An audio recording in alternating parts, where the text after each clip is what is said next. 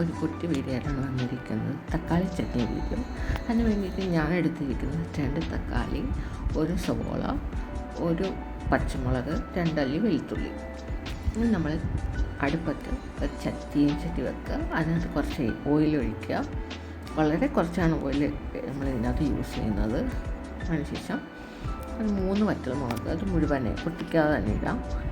അതിട്ട് നന്നായിട്ട് മിക്സ് ചെയ്യുക. അതിനുശേഷം 2 അല്ലി വെളുത്തുള്ളി ഇടുക. ഇതൊന്നും അരിയേണ്ട കാര്യമില്ല, അത് നമ്മൾ പേസ്റ്റ് ചെയ്യാൻ ഉള്ളതുകൊണ്ട് അതൊന്നും അരിയണ്ട. അതേപോലെ സവാളയും പച്ചമുളകും ഇട്ട് നന്നായിട്ട് ഇളക്കുക. നമുക്ക് സവാള ഒന്ന് സോഫ്റ്റ് ആവണം. അതിന് വേണ്ടിയിട്ട് നമ്മൾ 1 സ്പൂൺ ഉപ്പിടുക.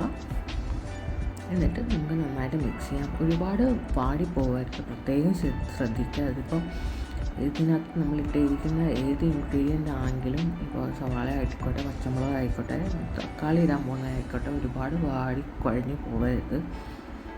അതുകൊണ്ട് ലോ ഫ്ലെയിമിൽ വെച്ചാണ്, ലോ ഫ്ലെയിമും മീഡിയം ഫ്ലെയിമും ഇത് മാറി മാറി യൂസ് ചെയ്താണ് ഞാനിത് ചെയ്യുന്നത്.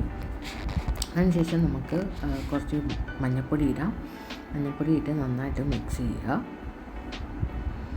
അതിനുശേഷം നന്നായിട്ട് മിക്സായി കഴിയുമ്പോഴത്തേക്ക് കുറച്ച് മുളക് പൊടി ഇടുക. എന്നിട്ട് വീണ്ടും നമ്മൾ നന്നായിട്ട് മിക്സ് ചെയ്യുക, നല്ല രീതിയിൽ മിക്സ് ചെയ്യുക. പ്രത്യേകം ശ്രദ്ധിക്കുക, മുളക് പൊടി ഒന്നും മൂത്ത് പോകരുത്, അതിനുള്ള ഇടം നമ്മൾ കൊടുക്കരുത്. നന്നായിട്ട് മിക്സ് ചെയ്യുക.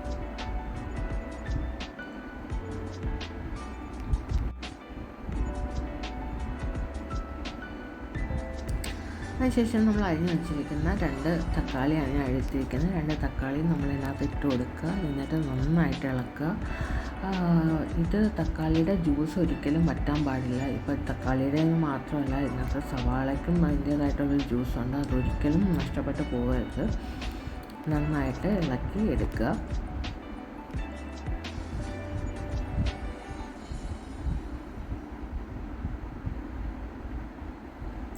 നമുക്ക് കുറച്ച് കറിവേപ്പില ഇടാം. കറിവേപ്പില ഇട്ട് കൊടുത്തിട്ട് വീണ്ടും നമ്മൾ നന്നായിട്ട് മിക്സ് ചെയ്യുക. ഒരുപാട് മൂത്ത് പോകരുത്. എപ്പോഴും എനിക്ക് പറയാനുള്ള അതാണ്, ഒരുപാട് മൂത്ത് പോകരുത്. ഈ ഒരു പരുവത്തിൽ തന്നെ നമ്മൾ മാക്സിമം എടുക്കുക. ഇപ്പം നമ്മൾ എടുത്ത് മാറ്റുന്നത് എന്തുകൊണ്ടാണെന്ന് വെച്ചാൽ, അത് ഈ നമ്മൾ ഇതൊന്ന് ആറണം. എന്നാലേ നമുക്ക് ജാറിൽ നമുക്ക് ഇതിട്ട് അരയ്ക്കാൻ പറ്റും. ചൂടോടെ നമുക്ക് ഇടാൻ പറ്റില്ല ജാറിലിട്ട്. അതുകൊണ്ട് ചൂടാറുന്നത് വരെ നമുക്ക് വെയിറ്റ് ചെയ്യാം. ചൂടാറി കഴിഞ്ഞ് നമുക്ക് ചാറിനകത്തിട്ടിട്ട് നന്നായിട്ട് അരച്ചെടുക്കാം. അരച്ചെടുക്കുമ്പോൾ വെള്ളം ഒഴിക്കാൻ പാടില്ല, കാരണം തക്കാളിയിൽ ഓൾറെഡി ജ്യൂസ് ഉണ്ട്. അതുകൊണ്ട് വെള്ളം ഒഴിക്കേണ്ട കാര്യമില്ല. നന്നായിട്ട് അരച്ചെടുക്കാം. ഫൈൻ പേസ്റ്റായിട്ട് ഒരിക്കലും അരയ്ക്കരുത്. അതിൻ്റെ ഒരു തരി എപ്പോഴും അതിനകത്ത് തന്നെ ഉണ്ടായിരിക്കണം.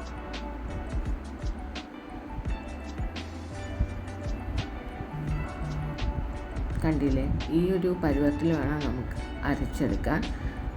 ഫൈൻ പേസ്റ്റായി പോകരുത്. അതിനകത്ത് വറ്റൽമുളകിൻ്റെയൊക്കെ ആണെങ്കിലും ഒരു അതിൻ്റെ അരിയൊക്കെ കഴിക്കാൻ നമുക്ക് കിട്ടണം. സവാള ആണെങ്കിലും ഒക്കെ കഴിക്കാൻ കിട്ടണം. അപ്പം ഞാൻ നേരത്തെ തക്കാളി വഴറ്റിയ ചീനച്ചട്ടി തന്നെയാണ് കുറച്ച് എണ്ണ ഒഴിച്ച് കടുക് പൊട്ടിക്കുന്നത്. എന്നിട്ട് കുറച്ച് വറ്റൽമുളക് ഇട്ട് നമുക്ക് നന്നായിട്ട് വഴറ്റിയെടുക്കാം. അത് ഒരിക്കലും മൂത്ത് പോകാൻ പാടില്ല.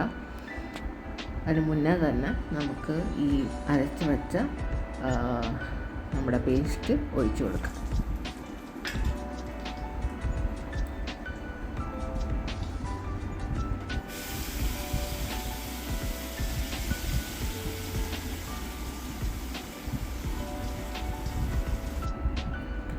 എന്നിട്ട് നമുക്ക് നന്നായിട്ട് ഇളക്കാം. ഈ സമയത്ത് നമുക്ക് ആവശ്യമുള്ള സാധനങ്ങൾ ഇട്ട് കൊടുക്കാം. എന്തെന്ന് വെച്ചാൽ, ഉപ്പ് വേണമെന്നുണ്ടെങ്കിൽ ഉപ്പ് നമുക്ക് ഇട്ട് കൊടുക്കാം. ഇനി അതല്ല, എരിവ് വേണമെന്നുണ്ടെങ്കിൽ നമുക്ക് മുളക് പൊടി ആഡ് ചെയ്ത് കൊടുക്കാം. അല്ലാന്നുണ്ടെങ്കിൽ മുളക് പൊടി ഇടാണ്ടെന്നുണ്ടെങ്കിൽ എരിവ് കൂട്ടാൻ വേണ്ടിയിട്ട് നമുക്ക് വറ്റൽമുളക് തന്നെ ഇടാം.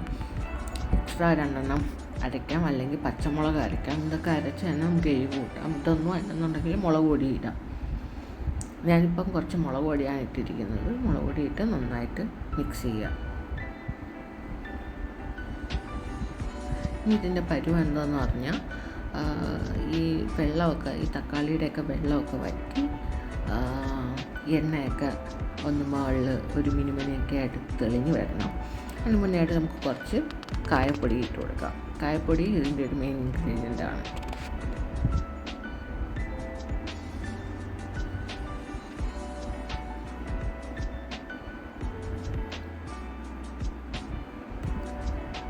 അപ്പോൾ അതേ എണ്ണയൊക്കെ മുകളിൽ തെളിഞ്ഞ് മിനുവിനായിട്ടുണ്ട്. വെള്ളമൊക്കെ വറ്റി നല്ല ടേസ്റ്റായിട്ട് ഞാൻ നോക്കി, നല്ല ടേസ്റ്റായിരുന്നു.